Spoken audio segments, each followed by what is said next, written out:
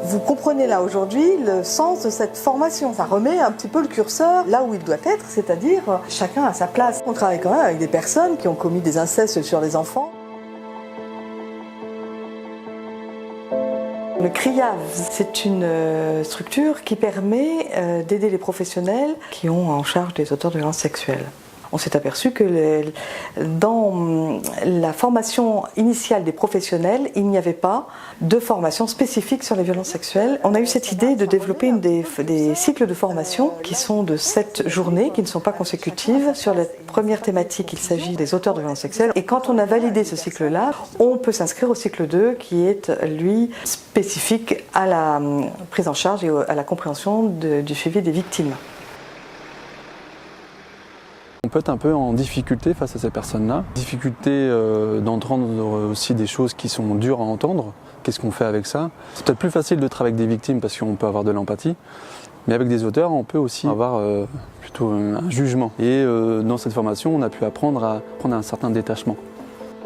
Les cycles de formation qu'on propose sont par exemple l'évolution historique du concept de violence sexuelle, la psychopathologie des auteurs de violences sexuelles, les mineurs et les femmes auteurs de violences sexuelles. Cette formation fait intervenir différents professionnels de différentes institutions, notamment établissements sanitaires, mais également le personnel des institutions de justice et de police, donc qui permet d'avoir une prise en charge large.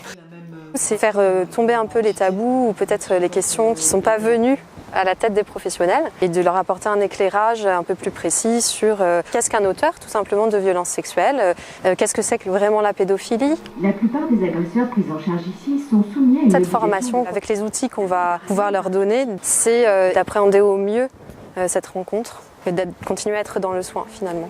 On a mis en place un cycle 2 qui lui est plus axé sur les victimes, la santé sexuelle par exemple, le psychotrauma, la prise en charge des victimes, les violences conjugales également. Ah mais oui, ça vous met en... Les points forts, c'est d'abord les interactions et finalement des thématiques qui ne sont pas abordées dans nos cours, mais on est confronté dans notre pratique à des thématiques de soins pénalement ordonnés ou des thématiques de violences sexuelles.